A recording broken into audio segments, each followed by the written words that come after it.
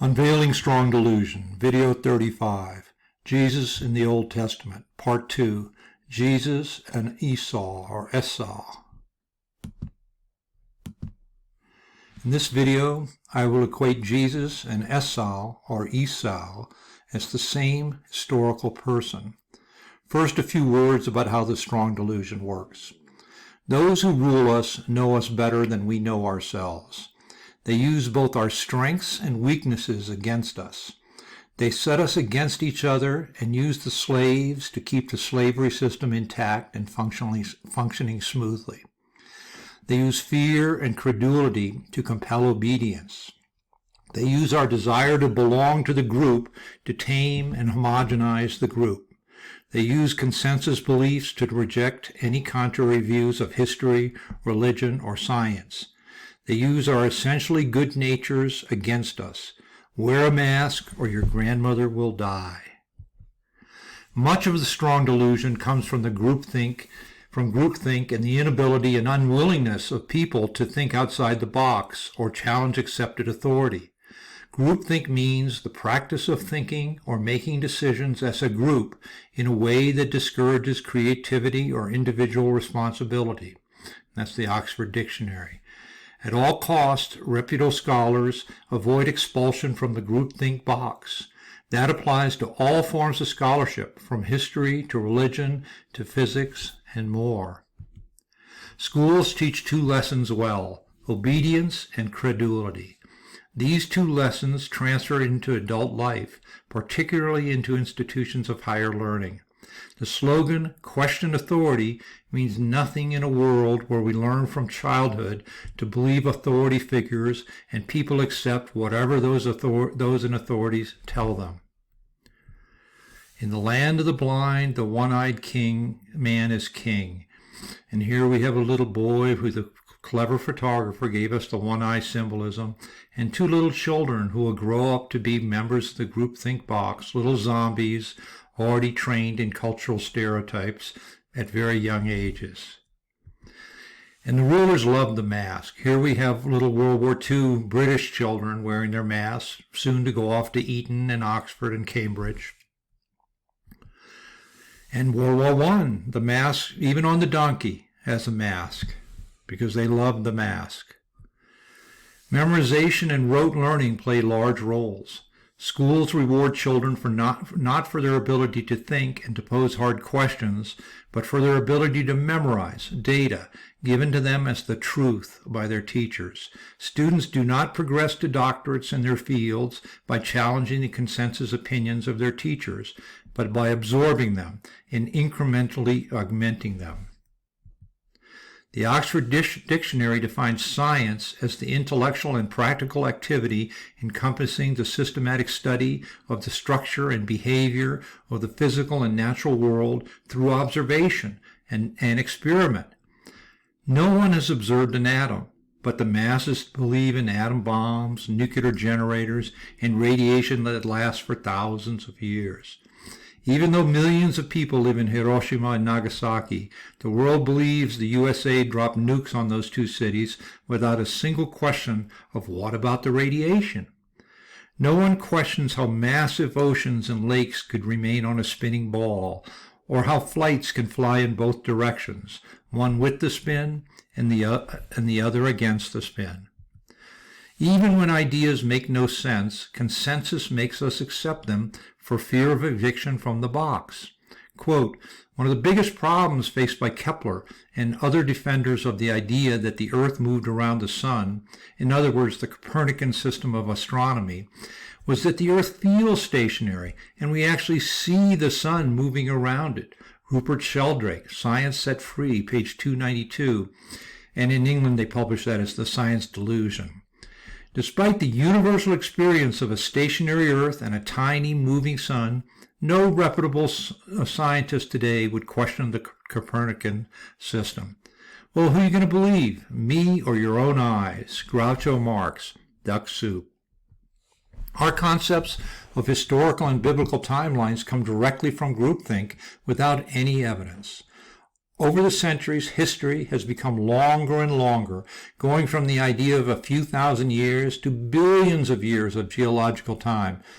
Around the time of the King James Bible, Bishop James Ussher gave us perhaps the first version of the long idea of history when he calculated the beginning of time as the entrance of the night preceding the 23rd day of October, the year before Christ 4004. Today, reputable scholars have given us countless ages that predate the bishop's lack of imagination when it came to time. Hundreds of universities employ thousands of reputable scholars whose consensus opinions give us our geological and historical timelines. Perhaps the greatest component of groupthink that distorts our view of the Bible comes from the idea that one should read it linearly, from beginning to end, like a serial novel.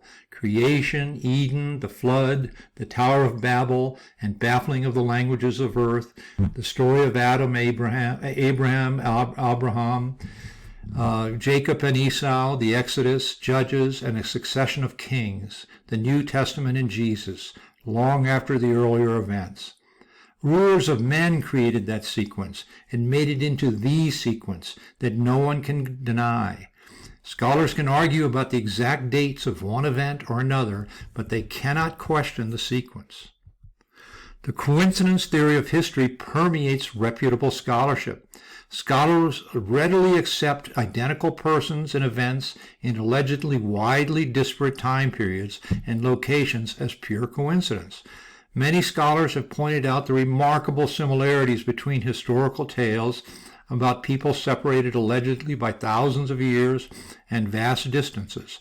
For example, the Christ Conspiracy by D.M. Murdoch. The coincidence theory of history requires childlike credulity, and most importantly, it requires consensus of reputable scholars. With consensus, one needs no proof. Using statistical models, Anatoly Fomenko has spent decades trying to show the identity of many historical epochs and figures. Fomenko identifies many historical reigns of European kings with reigns of kings in the Old Testament.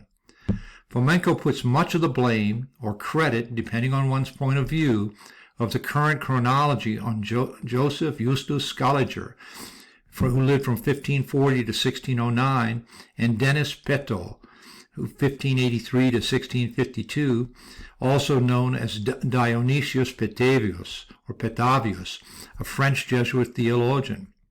Notice how their lives fall into the era of the King James Bible. Scaliger lived in England for a time. Scaliger descends from the La Scala family of Verona, founded by Jacob of the Ladder, or Jacopo della Scala, the brother of Esau. Pure coincidence, of course. And a little word about Fomenko. A lot of the truth channels say that Fomenko says we added 1,000 years to history, but that distorts what Fomenko actually says.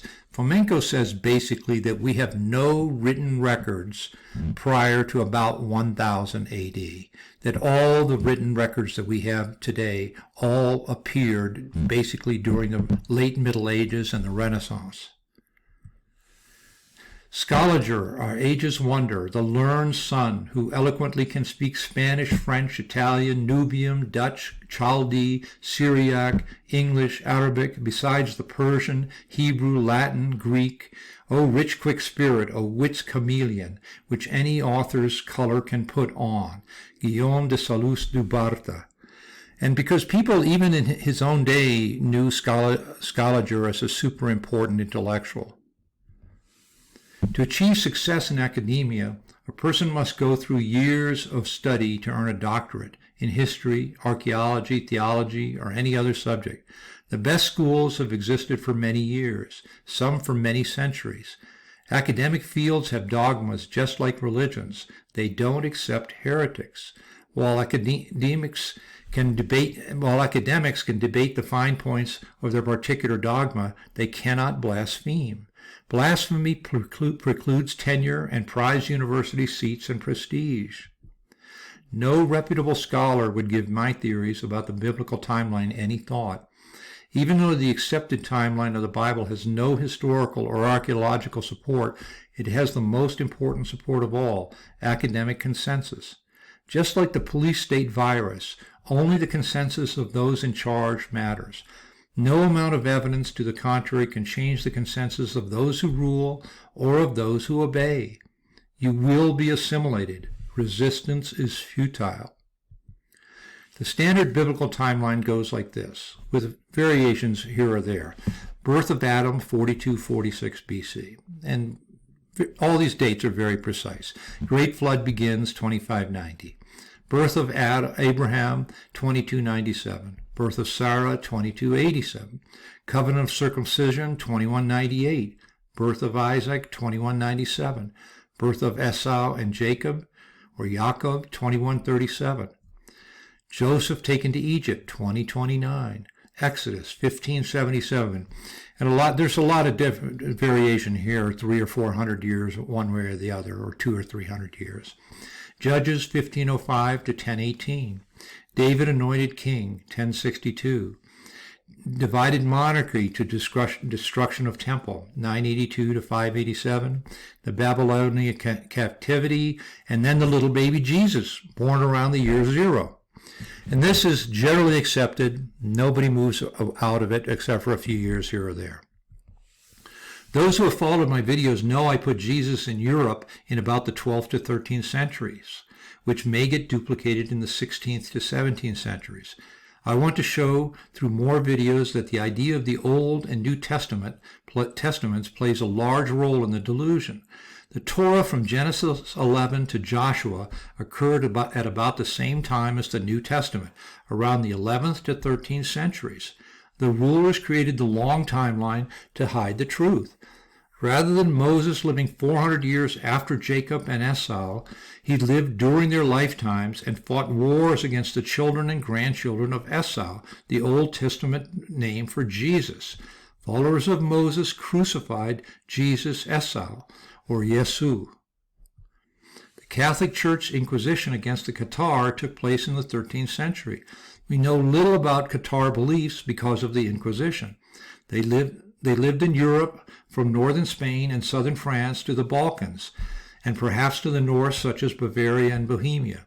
They believed in a good God and an evil God who rules the world. Jesus, Yesu, I believe, belonged to the Cathar. A quote from a Cathar text.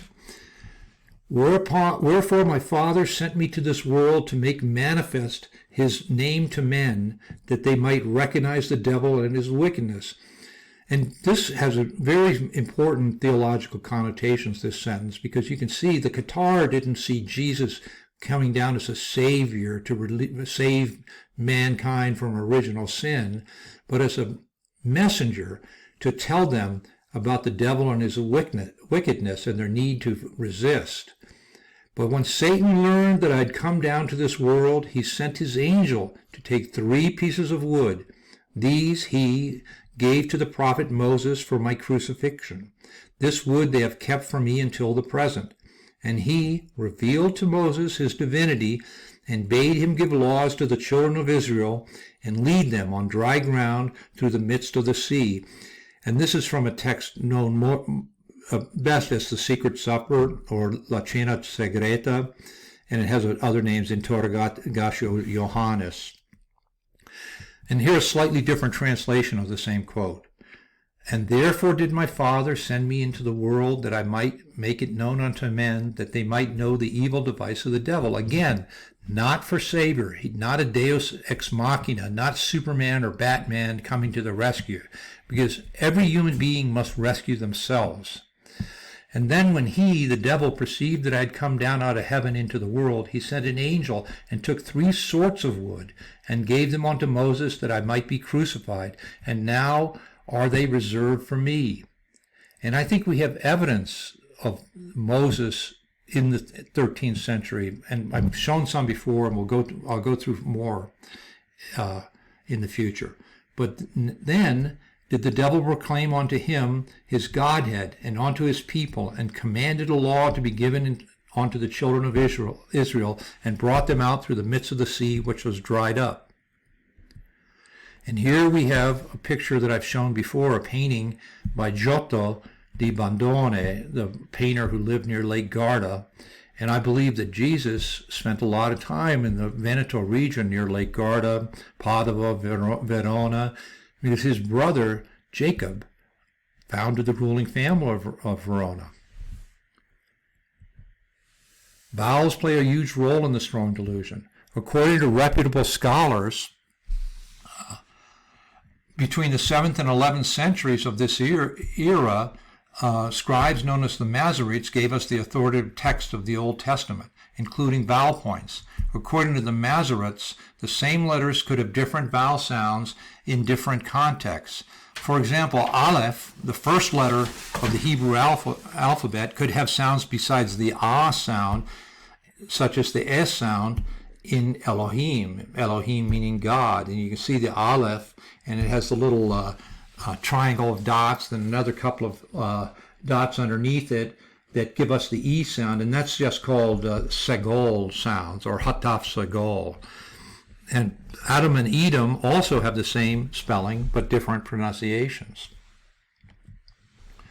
And here we have the Hebrew spelling of Esau or Esau, or can also be pronounced Esav, because the last letter, the Vav here, has a V sound too. It has multiple sounds.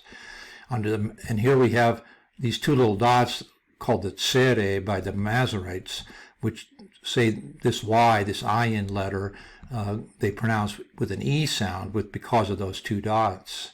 And then this little trident is an S sound, and the little dot up here makes it an S without an SH, so sin, not shin. And then that little T gives us a kametz, which gives us the A sound. So you have Esau, and then because it doesn't have another dot here for the U, some people pronounce this Esav. But you could also easily pronounce this Yesu, Yesu, just like Jesus, because Jesus means Esau. The two names made up mostly of vowels separated by an S. S, and U, essentially the same name linguistically.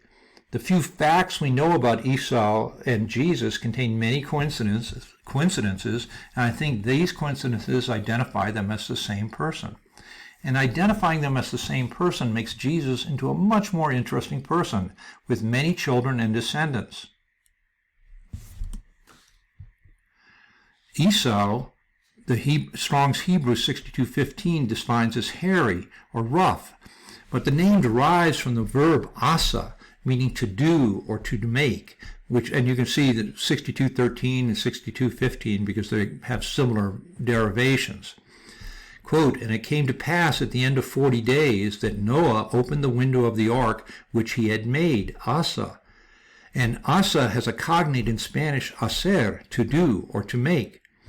The New Testament calls Jesus a carpenter, and carpenters make new things out of existing things. And interestingly, biblical Hebrew doesn't actually have a specific word for carpenter. The Edomites descend from Esau, and Edom means red, Strong's Hebrew 123. And you can see, again, the little marks under there, giving it the E sound instead of the A sound. And Adam has the same spelling as Edom. You can see it's Aleph, Dalet, Mem, and they only differ because of the Masoretic vowel markers. In Hebrew, dam means blood, as in red blood, and that you can see the 119 and 120 and 123.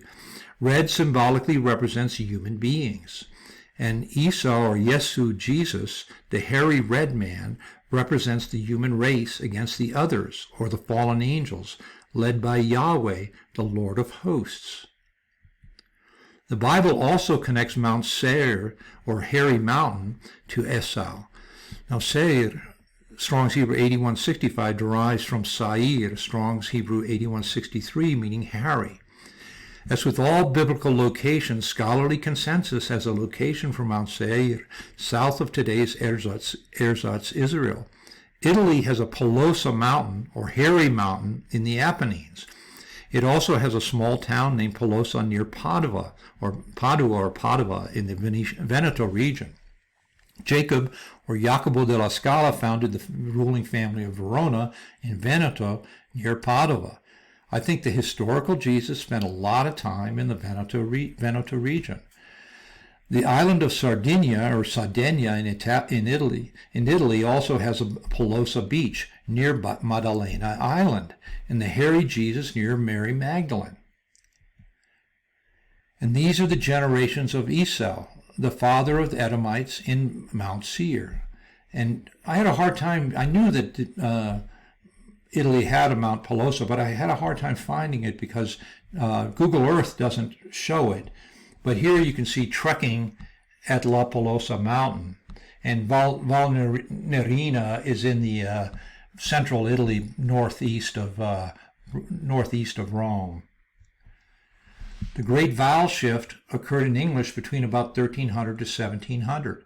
English became a completely different language between Sir Gawain and the Green Knight, one of the first Arthurian tales, and Shakespeare.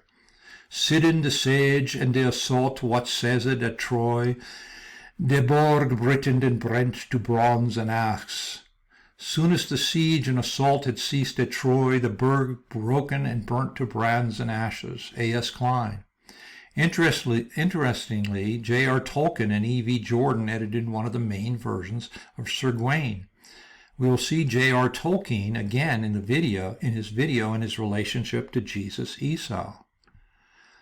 The Annunciation to Rebekah, and that's not called the Annunciation in the Old Testament, but two women had angelic beings speak to them, Rebekah and Mary. And the Lord said unto her, Rebekah, 2 nations are in thy womb, and 2 manner of people shall be separated from thy bowels. And the one people shall be stronger than the other people, and the elder shall serve the younger. And when her days to be delivered were fulfilled, behold, there were twins in her womb, and the first came out red, all over like an airy garment, and they called his name Esau. And after that came his brother out, and his hand took hold of Esau's heel, and his name was called Jacob. And Isaac was 80 old when she bare them. Isaac was 80 years old when she bare them. Isaac was 40 years old when he took Rebekah as wife, the daughter of Bethuel the Syrian, of Paddan Aram, the sister of Laban the Syrian. And also Laban, later Rebekah sends Jacob to Laban to find wives. And it took 20 years for the prepubescent child Beketaten, the daughter of Akhenaten and Queen T, to bear the twins Esau and Jacob. The New Testament describes Jesus as having sisters, so she may have borne girls before the boy twins. The Annunciation to Mary. And he shall reign over the house of Jacob forever. The opposite of the Annunciation to Rebekah, who said the elder shall serve the younger. And of his kingdom there shall be no end. Then said Mary unto the angel, How shall this be, seeing I know not a man? And the angel answered and said unto her, The Holy Ghost shall come up upon thee, and the power of the highest shall overshadow thee. Therefore also that holy thing which shall be born of thee shall be called the Son of God. There were giants in the earth in those days, and also after that, when the sons of God came in unto the daughters of men, and they bare children to them, the same became mighty men which were of old, men of renown. Genesis 6:4. The Quran mentions Miriam over 70 times and calls her the greatest of all women. The Quran identifies Miriam, the sister of Aaron and Moses, as the mother of Jesus, or Isa. This has caused massive problems for believers in the Quran because modern scholarship tells us the Exodus occurred about 1,500 years before the birth of Jesus. But if, as I argue, the Exodus occurred during the life of Jesus, the problem disappears. Twins, Esau and Jacob, Jesus and James. The Old Testament explicitly describes Esau and Jacob as twins. The New Testament has the Apostle Thomas, which was called Didymus. Both Thomas and Didymus mean twin. The Gospel of Thomas begins, These are the secret sayings which the living Jesus spoke and which Didymus Judas Thomas wrote down. As we saw in the last video, the name Judas means praised and derives from the word yada, meaning archer. And in the book of Thomas the Contender, also miraculously found at Nag Hammadi in 1945, Jesus says to Thomas, "Now, since it has been said that you are my twin and true companion, examine yourself and learn who you are, in what way you exist, and how you will come to be." My twin and true companion. Here we have Jesus saying he had a twin. Can we deduce the name of the twin and true companion? The Gospel of Thomas says, "The disciples said to Jesus, 'We know that you will depart from us. Who is to be our leader?' Jesus said to them, 'Wherever you are to go to James the righteous, for whose sakes heaven and earth came into being.'" James the righteous, or James the just, the twin and true companion of Jesus, for whose sake heaven and earth came into being. "Wherefore, above all, remember to shun apostle or teacher or prophet who does not first accurately compare his preaching with that of James, who was called the brother of my Lord, and to whom we entrusted to administer the church of the Hebrews in Jerusalem, and that even though he came to you with witnesses." Clementine Homilies, 1135. Peter preaching at Tripoli, "Beware of false prophets." Jerusalem means Barcelona in Catalonia, Spain, in the Ebro Valley or Hebrew Valley. James means Jacob. The common English name James derives from the Latin Jacomos or Italian Giacomo. So we have the linguistically identical names Jesus and Esau or Jesu, each of whom have a twin brother named Jacob. Pure coincidence, of course. In Spanish, Iago means Jacob, and many people go on the pilgrimage of St. James or the Camino de Santiago. And here we have the Camino de Santiago on this map, and you can see people come from all over Europe to go on this pilgrimage. And here we have Barcelona, the real Jerusalem, and the pilgrimage goes here to Compostela, and that's where James lived, or Jacob lived. History documents James' importance as the leader of all Christianity, the leader of the Jerusalem assembly. To have been bishop of the Jerusalem ecclesia, church, assembly, or community was to have been the head of the whole of Christianity, whatever this may have been in this period. Robert Eisenham, James the brother of Jesus and the Dead Sea Scrolls, the historical James, Paul the enemy, and Jesus' brothers as apostles. Today, Christian scholars have relegated James, the brother of Jesus, to the scrap heap of history. Paul, the enemy, reigned supreme. And Paul wrote about 3/4 of the Bible, of the New Testament. "And the boys grew, and Esau was a cunning hunter, a man of the field, and Jacob was a plain man, dwelling in tents." The King James Version translates the Hebrew word tam as plain. Other versions translate Tom as quiet, mild, peaceful. Strong's 8535 gives the first translation of Tom as perfect, complete. I think we should read the phrases as Jacob was perfect or complete, was a perfect or complete man. What could a perfect or complete man look like? Some believe that in the beginning separate men and women did not exist, but each person embodied both sexes. In 2007, scientists reported a case of a true hermaphrodite in a pair of twins with a normal male brother. A case of true hermaphroditism reveals an unusual mechanism of twinning, and that was in the May 2007 Human Genetics issue. Perfect and complete man of both sexes. Pure speculation here. I have no real actual idea. The Bible tells us Esau sold his birthright to Jacob after coming home tired from the field. The OT leaves out all context from this story. The book of Jasher embellishes this story as well as that of Terah and Abraham.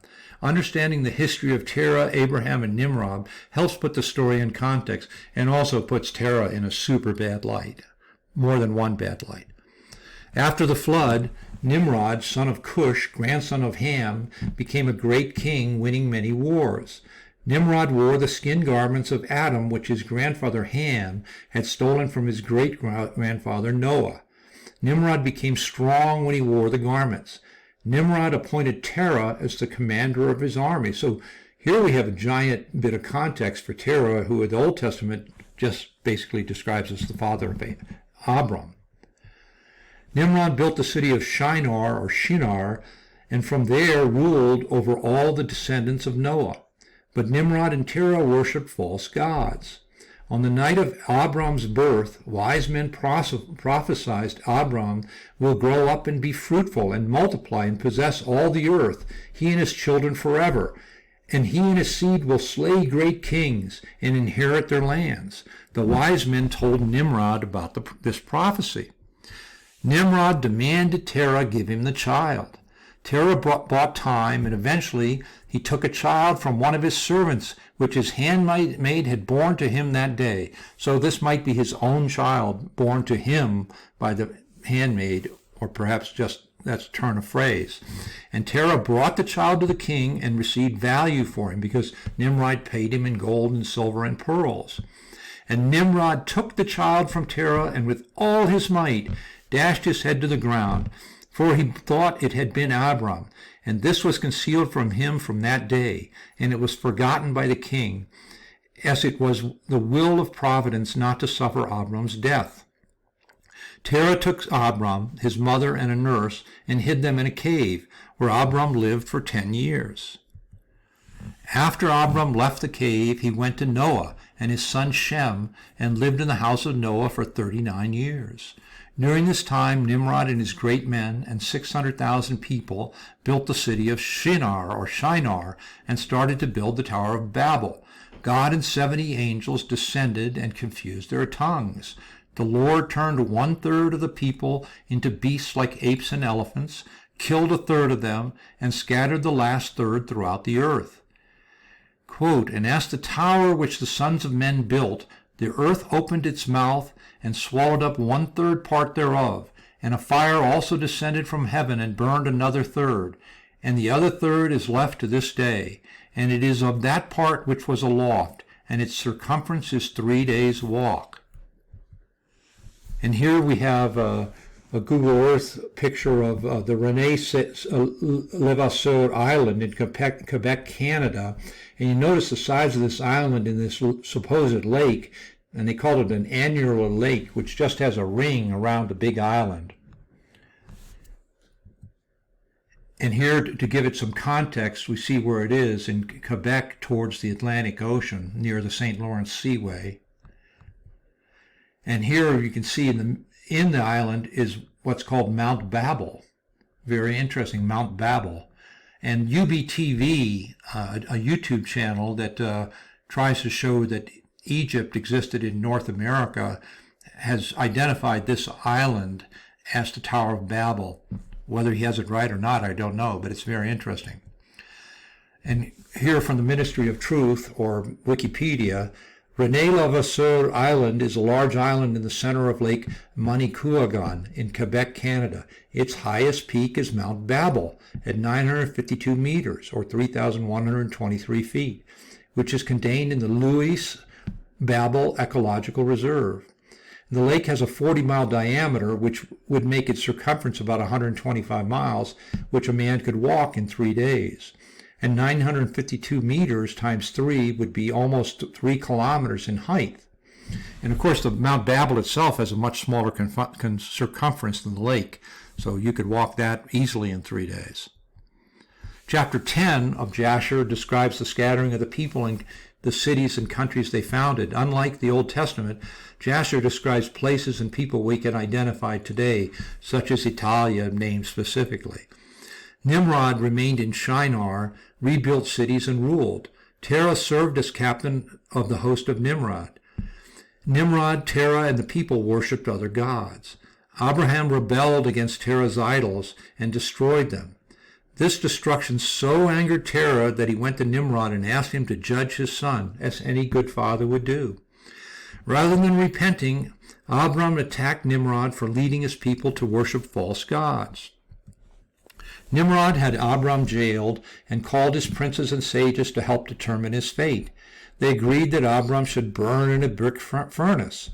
When the king's conjurers saw Abram, they cried out, "Surely this is the man whom we know to have been the child at whose birth the great star swallowed the 4 stars, which we declared to the king now 50 years since." The king demanded Terah tell him the truth and whether Terah devised the scheme to switch the servant's child for Abram. Terrified, Terah lied to the king and said his son Haran told him to switch babies, another act of fatherly love. Nimrod ordered Haran seized and cast into the fire with Abram. And this idea of the furnace seems to permeate this biblical type lore, and goes further into World War II, where we're told Jews were put in furnaces. Nimrod's servants bound the hands and feet of Abram and Haran and cast them into the furnace. The Lord loved Abram and protected him, and the fire burned his cords, and he walked around in the furnace. But the fire burned Haran to ashes, and spread outside the furnace and burned 12 servants of Nimrod. Abram walked in the fire for 3 days until Nimrod called for him, and Abram left the fire and stood before the king. The king, princes, and people bowed down to Abram, but he told them they should bow to the God of the world. The king, princes, and servants showered Abram with gifts of gold, silver, and pearl. Sometime later, Nimrod had a dream about Abram exiting the furnace and attacking him with a sword. Nimrod's servant, Anuki, told him the dream meant Abram would kill Nimrod. Nimrod ordered Abram seized, but Eleazar, the servant of Abram, heard the plan and warned Abram, who hid with Noah for a month and then fled the land with Terah, Lot, Sarai, and his household, which takes us to Genesis 11. Years later, Yesu, or Jesus, went out in the field to hunt. There he saw Nimrod walking with 2 of his men. Esau concealed himself, and as Nimrod and his men passed his hiding place, Esau leaped out and cut off Nimrod's head. Esau fought a desperate fight with the 2 men and slew them.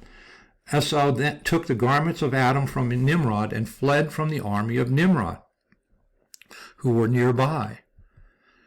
And Esau took those garments and ran into the city on account of Nimrod's men, and he came unto his father's house, wearied and exhausted from fight. And he was ready to die through grief when he approached his brother Jacob and sat before him. And he said unto his brother Jacob, Behold, I shall die this day, and wherefore then do I want that birthright? And Jacob acted wisely with Esau in this matter, and Esau sold his birthright to Jacob, for it was so brought about by the Lord. Esau also sold a share of the family sepulchre at Machpelah to Jacob, who wrote the transaction down in a book. Now, an interesting thing here that you'll see, in the Old Testament, Jacob and Esau live in a tent, but here they say it's a city. And the word ohel in Hebrew that they translate as tent also can mean a house or even a palace or a dwelling in general. So I think in most of the places in the Old Testament where it uses the word tent, it probably means a house or even a mansion. And the tent only applies to the Exodus time, the Numbers time. And the days that Nimrod reigned upon the people of the land were 185 years. And Nimrod died by the sword of Esau in shame and contempt. And the seed of Abraham caused his death, as he had seen in his dream. At the death of Nimrod, his kingdom became divided into many divisions, and all those parts that Nimrod reigned over were restored to the respective kings of the land, who recovered them after the death of Nimrod. And all the people of the house of Nimrod were for a long time enslaved to all the other kings of the land. So this puts a very different story, twist on the story of Esau and Jacob and the inheritance. Robert Eisenman writes about the importance of Roman power in the falsification of history and its effects on religious beliefs and doctrines.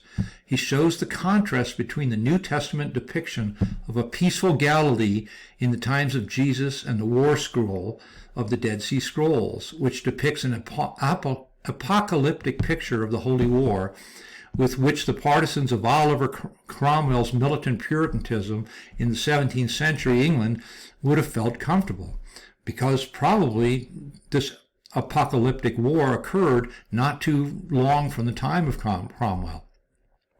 On the other hand, where the Gospels are concerned, we are in a peaceful Hellenized countryside, where Galilean fishermen cast their nets or mend their boats. The Gospels depict Roman officials and military officers as near saints. In future videos, we will see that Roman means the children of Israel under Moses. I will identify Moses as a supremely important Roman. While Eisenman writes about the important relationship between the Dead Sea Scrolls and first-century Christianity, another scholar, Solomon Zetlein, has argued persuasively, to my mind, that the Dead Sea Scrolls were composed sometimes between the 7th and 12th century. And that's in a book of his that's actually compiled of a bunch of articles from scholarly magazines. I agree with both Eisenman and Zetlein, but for reasons neither scholar would accept. As to dating, I think the authors of the Dead Sea Scrolls lived in medieval Europe, probably between the 12th and 14th centuries, possibly as late as the 17th century. I think the people known as the Qatar wrote the Dead Sea Scrolls. The Qatar created the Kabbalah, and the Keter, or crown of the Kabbalah, represents the Qatar. After the Inquisition, the Romans, children of Israel, took over the Kabbalah. I will try to show the identity of the children of Israel led by Moses and the Romans and the Roman Catholic Church. Moses, or the Roman Catholic Church, crucified Jesus on the Carrer del Golgotha in Barcelona. But when Satan learned that I had come down to this world, he sent his angel to take 3 pieces of wood. These he gave to the prophet Moses for my crucifixion. So my idea actually has some support in text. Before going on to Moses and his wars against the family of Esau, Jesus, a few words about Mary, the mother of Jesus, and Rebekah, the mother of Esau. As I've discussed before, we get no real names of people in either the Old or New Testament. Mary or Maria means the seas. Rebekah can have various meanings depending on how one parses the name. Reb or Rab can mean great. Ka can refer to the soul, and Ah can refer to the moon, which gives us this idea of our souls going to the moon after death and reincarnation, where we lose our memories and come back in new bodies. I postulated in video 32 on Akhenaten, Oedipus, and Bethuel that the daughter of Akhenaten and Queen T, Bekhetaten, traveled with the exiled Akhenaten, Oedipus, Bethuel, and became Rebekah. Becket in English means a device for holding something in place, such as a sheaf of wheat. Becket also can refer to Bishop Thomas Becket, the friend of King Henry II, Plantagenet, King of England and husband of Eleanor of Aquitaine. Eleanor and the Plantagenets play a much bigger role in history than credited by academia, even though academia gives them a big role. And here we have a fasces, staves bound together by a becket. Mary married Joseph, a much older man. Rebekah married Isaac, a much older man. Rebekah descends from Akhenaten and Queen T. Akhenaten also went by the name Aminadab. Jesus descends from Aminadab, Matthew 1:4 and Luke 3:33. 2 very interesting numbers. The New Testament gives us a vague outline of Jesus as a man. No wife, no children, no real life outside a few scenes in the play. Traditionally, Christian scholars and believers have treated Jesus as a saintly and pure figure, not sullied by sex, emotions, bodily functions, and everything else that makes people human. As I discussed in the last video, Christian scholars could not accept that he had sisters and brothers, and this remains the case to this day for many scholars. Today, some argue that he married Mary Magdalene. Equating Jesus with Esau gives us a much more complete human being. Not only did Esau marry, but he had multiple wives, between 3 and 6, depending on how one reads and interprets the Old Testament text, and had many children and grandchildren. Scholars tell us Jesus died at the age of 33, a super special number and almost certainly wrong. Quote, "Then said the Jews unto him, Thou art not yet 50 years old, and hast thou seen Abraham?" John 8:57. The Shroud of Turin depicts a man much older than 33. And here we have the Shroud of Turin, and according to the Ministry of Truth, in a well-attended press conference on October 13, 1988, Cardinal Bellestrero announced the official results.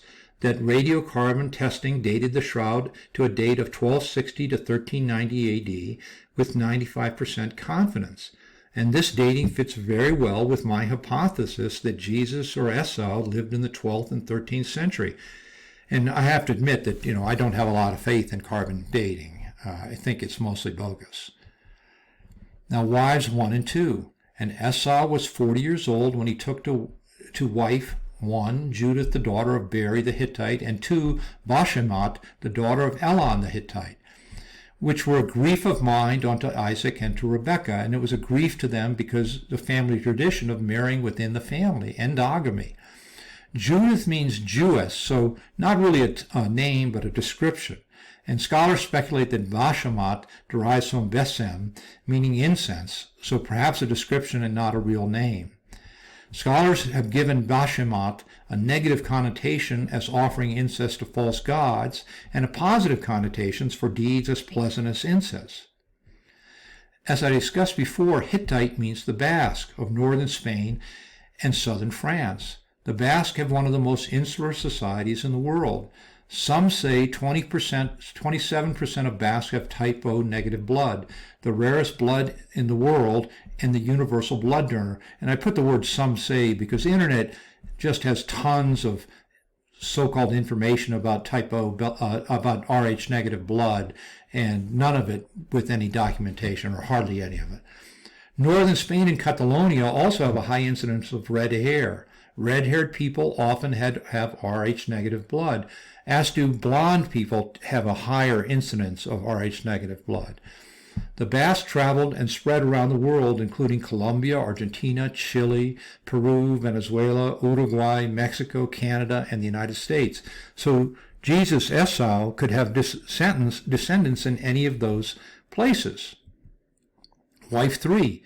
Then went Esau unto Ishmael, and took unto the wives which he had Mahalat, the daughter of Ishmael, Abraham's son, the sister of Nebaioth, to be his wife.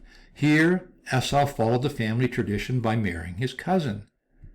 Wives 4 and 5. Esau took his wives of the daughter of Canaan, 4, Ada, the daughter of Elon the Hittite, and Aholibamah, not Obama, the daughter of Anna, the daughter of Zibeon the Hivite, and Bashemat, Ishmael's daughter, sister of Nebaioth. Now Esau has 2 wives named Bashemat, one the daughter of Elon the Hittite, and the second the daughter of his uncle Ishmael. And wife 6. Then went Esau unto Ishmael, and took unto the wives which he had Mahalat, the daughter of Ishmael, Abraham's son, the sister of Nebaioth, to be his wife. 2 daughters of Ishmael as wives are 1. Scholars have argued about this for years. In Genesis 36:3, he married Bashemat, Ishmael's daughter, sister of Nebaioth, and some have equated Mahalat and Bashemat as 1 daughter of Ishmael, but logically Esau could have married 2 daughters of Ishmael. Some scholars argue Ada, the daughter of Elon the Hittite, they equate Ada with Bashemat, the daughter of Elon. But as with marrying 2 daughters of Ishmael, Esau could have married 2 daughters of Elon the Hittite. And here this verse, and Ada bare to Esau Eliphaz, and Bashemat bare Reuel, these verses make me think Esau married sisters, Ada and Bashemat, because it states that they separately bore different sons. And here we have the children of Esau, or Jesus. And Ada bare to Esau 1, Eliphaz, and Bashemat bare 2, Reuel, and Aholibamah bare 3, Jeush, and 4, Halam, and 5, Korah. And these are the sons of Esau, which are born unto him in the land of Canaan. And Reuel brings us back to J.R.R. Tolkien, or John Ronald Reuel Tolkien, perhaps a descendant of Esau Jesus. Grandchildren of Esau Jesus. And the sons of Eliphaz were Teman, Omar, Zepho, and Gatam, and Kenaz. And Timnah was concubine to Eliphaz, Esau's son, and she bare to Eliphaz Amalek. And these were the sons of Ada, Esau's wife. And these are the sons of Reuel, Nahat and Zerah, Shammah and Mitzah. These were the sons of Bashemet, Esau's wife. Korah appeared in video 20. Temporal delusion in reading the Torah. The story of the burning of Korah appears in Numbers 16. Now Korah, the son of Esau, the son of Kohath, the son of Levi, and Datan and Abiram, the sons of Eliab, and On, the son of Pelat, sons of Reuben, took men. And now, this isn't saying that Korah is the son of Esau. It's Korah and the son of Esau, and the son of Kohath. And they rose up before Moses with certain of the children of Israel, 250 princes of the assembly, famous in the congregation, men of renown. And there came out a fire from the Lord and consumed the 250 men that offered incense. The Catholic Church burned over 200 Qatar in a giant bonfire on March 15, 1244, at Montségur, the seat and head of the Qatar Church in Languedoc in southern France, burning at the stake as a sacrifice to Yahweh. In Numbers 16:2, and they rose up before Moses with certain of the children of Israel, 250 princes of the assembly, famous in the congregation. The Hebrew text uses the word nasi, which the KJV translates as princes. Some have argued that the word in the context should mean a person elevated or lifted up by the local assembly, thus meaning something like elected. And that's from the Theological Word Book of the Old Testament, 1421b. In the Qatar religion, a person becomes a perfect, or bon homme, good man, after years of study and practice. The good men lived lives of extreme austerity, including a vegetarian diet and abstention from sex. Perfects, or good men, came from all walks of life, from peasants to aristocrats, and included women. And here we have a photo of Montségur in southern France, where this massacre occurred, actually at the base of the mountain. Amalek, the grandson of Esau, Jesus, fought Moses and Joshua at the battle of Rephidim. Then came Amalek and fought with Israel in Rephidim, Exodus 17:8. And Joshua discomfited Amalek and his people with the edge of the sword. And the Lord said unto Moses, Write this for a memorial in a book, and rehearse it in the ears of Joshua, for I will utterly put out of the remembrance of Amalek from under heaven. For he said, Because the Lord hath sworn that the Lord will have war with Amalek from generation to generation. Now go and smite Amalek, and utterly destroy all that they have, and spare them not, but slay both man and woman, infant and suckling, ox and sheep, camel and ass. Total war against the Amalek. Moses and Joshua fought Amalek. The Roman Empire fought the Amali. The Amali, also called Amals, Amalings, or Amalungs, were a leading dynasty of the Goths, a German people who confronted the Roman Empire during the decline of the Western Roman Empire. They eventually became the royal house of the Ostrogoths and founded the Ostrogothic kingdom of Italy. The Amal clan was claimed to have descended from the divine. The ministry of truth. The idea of total war without mercy permeates the Old Testament. Everett Fox wrote, Images of war and conquest raise another thorny question for 21st century readers. Current sensibilities, tempered by a century of world wars, genocides, and hate language about the other, may well find upsetting overtones in the simple view espoused by many generations of Jews and Christians that the book of Joshua stood for fighting the good fight, that is, God's, and for the near total annihilation of idolaters. For on its face, Joshua presents an account of war without pity, under divine sanction. Already a century ago, British historian Arnold Toynbee expressed horror at the book, holding the opinion that the Bible has given Israel possession of a land that was neither his to give nor Israel's to take. Yahweh's supreme value to them lay in his military prowess, and that's Everett Fox in his book, The Early Prophets. Quote, This is what the Lord Almighty says, I will punish the Amalekites for what they did to Israel when they waylaid them as they came up from Egypt. Now go, attack the Amalekites and totally destroy everything that belongs to them. Do not spare them. Put to death men and women, children and infants, cattle and sheep, camels and donkeys. The people of Samaria must bear their guilt because they have rebelled against their God. They will fall by the sword. Their little ones will be dashed to the ground, their pregnant women ripped open. O daughter of Babylon, doomed to destruction. Happy is he who repays you for what you have done to us, he who seizes your infants and dashes them against the rocks, just like Nimrod. Scholars have justified dashing infants against rocks, which, though it may seem a piece of cruelty, was but a just retaliation, the Babylonians having done the same to the Jewish children. And that's John Gill in his Exposition to the Bible, commentary on Psalm 137:9. Theodoric the Great, or Theodoric the Amal, king of the Ostrogoths, bronze statue by Peter Vischer the Elder, 1512 to 1513, Court Church, Innsbruck, Austria. And Theodoric allegedly lived from 1454 to 526 AD. Why would someone make a statue of him more than 1,000 years later?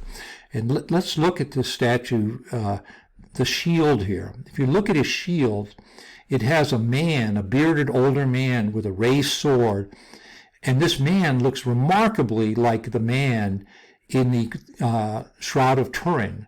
So if this is Amalek, the grandson of Jesus, or Esau, he could have his father's portrait on his sword, on his shield. Thank you for watching. The next few videos will focus on the Hebrew language and the many cognates in languages that supposedly had no connection to the creation of Hebrew.